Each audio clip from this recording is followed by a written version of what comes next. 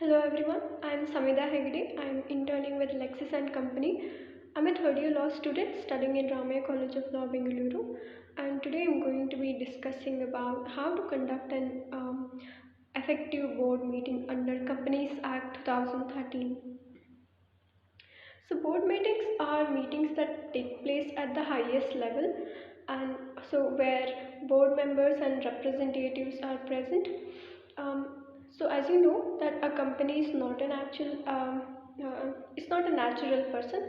It is not an actual entity, and it is only a legal entity, and it cannot make its own decisions. So the board of directors act as agents of the company, and through which the company takes its actions and decisions. So board meetings are mentioned under section 173 of Companies Act. So some of the rules and conditions that are laid down in section 73 must be followed for conducting of all board meetings. So let's discuss the key points to uh, that are to be kept in mind for conducting an effective board meeting. So first we have preparing a clear and specific agenda. So arrange all the aspects that are needed for a successful board meeting. Settle or prepare for all uncertainties before in hand before initial notifications about the meeting. Notifications about the meeting have to be sent out. If you are prepared in advance for any future uncertainties, then it helps not to change the details of the meeting at the time of the meeting. But suppose if there are changes that cannot be avoided, then immediately send notifications to all the members, participants, board of directors, executives, and all of them, informing about the changes, and make sure that all of them are informed about the change in date of meeting before the meeting takes place. So next we have preparing meeting documents, board packs, and other references. So prepare all the documents that are required for a meeting, and also any reports and all of that might be needed in a board meeting. So after preparing those, make sure to cross-check all the documents and also reports that are related to the concerned agenda that will be discussed in the meeting. And also note the title of each document, especially the meeting document. Then assign clear reference numbers to them, and list the reference numbers of the documents along with their titles in the meeting agenda, and then cite them as they will be used in meeting. Uh, so this is the second point, and then we have stick to the agenda. So the chairman of the board meeting must ensure to stick to the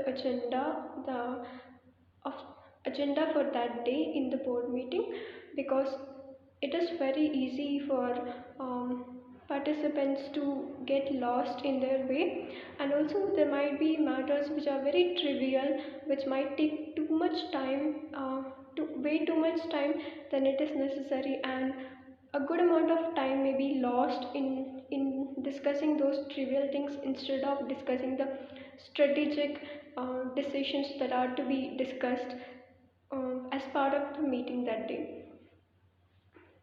So it is important that the chairman should be ready to take the floor to keep the meeting in order or express the finality of points or decisions, even if the members and other participants are presenting.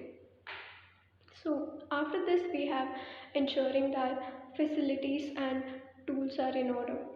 So uh, now we have seen that how to be organized for a meeting, but it is also important to keep other things organized. For example, tools and equipments which are required, like having good lighting, proper ventilation, furniture, other facilities, for example projectors, laptops, computers, and any devices that might be required for audio, video, and visuals, and also the physical whiteboards and all, physical whiteboards, and that might be required, and pens, papers, all of these things should be available to participants uh, who may need it during the course of the meeting. And make sure to also highlight the documents, so keep the documents and all that, highlight them, and also keep notes for them. And supposedly if there are any faulty equipments or tools, it can be really embarrassing and also time consuming in between the board meetings, and it should be and all such things should be avoided as much as possible. So it is important to have extra resources in order to ensure that such a situation does not arise. And also it's important to have a technical personnel who will be there to assist you during the course of the meeting.